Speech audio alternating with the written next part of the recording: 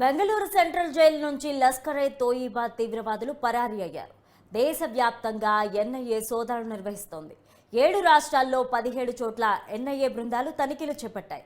అయితే 2013లో Bengaluru central jail నుంచి తీవ్రవాదులు పరారీ అయ్యారు. ఆ కేసులో అనుమానితుల ఇళ్లలో 2023లో భారీగా ఆయుధాలు లభ్యమయ్యాయి. 2024 జనవరిలో ఛార్జిషీటు దాఖలు చేశారు అధికారులు.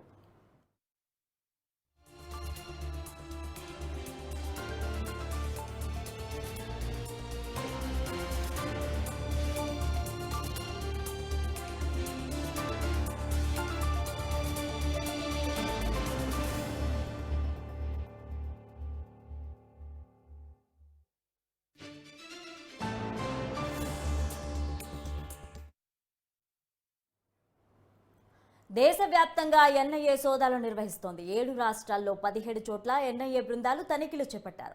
ఇక ఇదే విషయానికి సంబంధించి మరింత సమాచారం మా క్రైమ్ బ్యూరో చీఫ్ కృష్ణ అందిస్తారు. కృష్ణ, చెప్పండి.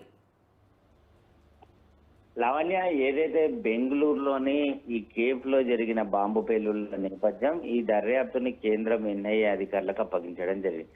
ఇందులో భాగంగా ఒక పక్కన ఆ పేలుళ్ల వ్యవహారానికి సంబంధించి ఇప్పటికే నిందితులను గుర్తించే పనిలో పడ్డారు ఎన్ఐఏ అధికారులు. దానికి సంబంధించిన సీసీ కెమెరా ఫుటేజ్లను కూడా పరిశీలించడం కూడా జరుగుతుంది. ఇక తాజాగా 2013లో బెంగళూరు సెంట్రల్ జైలు నుంచి ఎవరైతే తప్పించుకున్నారో ఆ సమయంలో అధికారులు అప్పుడు సోదాలు నిర్వహించిన క్రమంలో 2023లో వారు సంబంధించి షెల్టర్ ఇచ్చిన ఎవరైతే తప్పించుకున్న ఈ ఉగ్రవాదుల వ్యవహారానికి సంబంధించి వారు షెల్టర్ ఇచ్చిన వారి ఇళ్లలో 2023లో భారీగా ఆయుధాలు అనేవి లభ్యమైనాయి. దీనిపైన 2024లో ఆ ఎన్ఐఏ అధికారులు కోర్టులో ఛార్జ్ షీట్ కూడా దాఖలు చేశారు. అయితే ఈ కేసు వ్యవహారానికి సంబంధించి 2013లో ఏదైతే తప్పించుకున్నారో ఈ తీవ్రవాదుల వ్యవహారం, దానిపైన దర్యాప్తు అనేది సబ్దుగా జరుగుతూనే ఉంది. ఇక తాజాగా బెంగళూరులో ఏదైతే పేలుడు జరిగిందో, ఈ పేలుడు జరిగిన తర్వాత అధికారులంతా ఒక్కసారిగా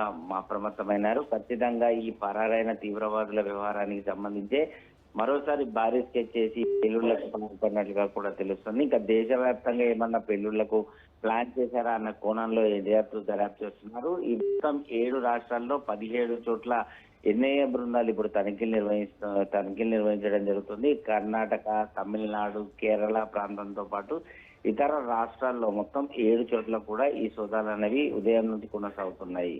Lavanya. Right, thank you Krishna.